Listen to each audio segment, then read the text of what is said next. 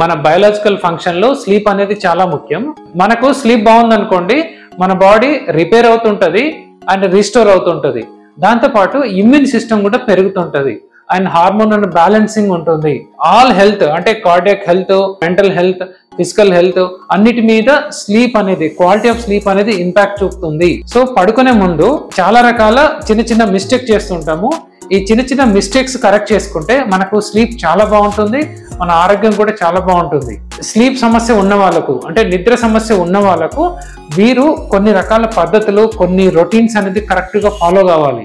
So దీన్నే మనము sleep hygiene అంటారు. మనం స్లీప్ హైజీన్ అనేది చాలా కరెక్ట్ గా మెయింటైన్ చేయాలి. ఇదేంటో దాని గురించి తెలుసుకుందాం. సో స్లీప్ హైజీన్ లో కొన్ని ముఖ్యమైన పాయింట్స్ ఉంటాయి. వాటిలో ఫస్ట్ ఏంటంటే స్లీప్ రొటీన్ అనేది మెయింటైన్ చేయాలి. ఈ స్లీప్ రొటీన్ అంటే నథింగ్ బట్ ఒకే టైంకు పడుకోవడం, ఒకే టైంకు లేవడం. ఈ స్కెడ్యూల్ అనేది కరెక్ట్ గా మెయింటైన్ చేయాలి. రెండవది, పడుకునే ముందు మనము avoid screen time. Phone, tab, laptops లేదంటే టీవీ చూడడం వల్ల, లేదంటే బ్రైట్ లైట్ లో ఉండడం వల్ల మన బ్రెయిన్ లో రెటిక్యులర్ యాక్టివేటింగ్ సిస్టమ్ అనేది యాక్టివేట్ కావడం వల్ల మనకు నిద్ర రాదు.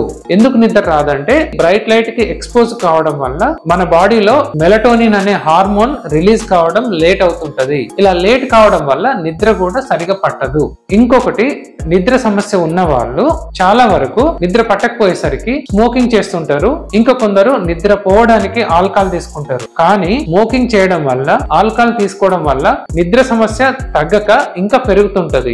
నిద్ర సమస్య ఉన్న వాళ్ళు మార్నింగ్ ఎక్సర్సైజ్ చేయాలి, ఈవినింగ్ చేయకూడదు. ఈవినింగ్ టైం చేయడం వల్ల మన బాడీ యాక్టివేట్ అయి మనకు నిద్ర వచ్చే అవకాశం తగ్గుతుంటది. పడుకునే ముందు చాలా వరకు ప్రశాంతంగా ఉండాలి. ఈ ప్రశాంతంగా ఉండడం కొరకు మనము కొన్ని రకాల యోగా లేదంటే మెడిటేషన్ చేస్తే చాలా బాగుంటుంది.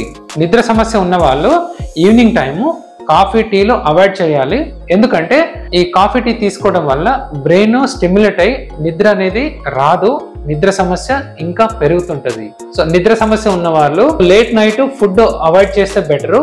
ఎర్లీగా తినేసి పడుకునే ముందు గ్యాప్ ఇస్తే నిద్ర మంచిగా పడుతుంది.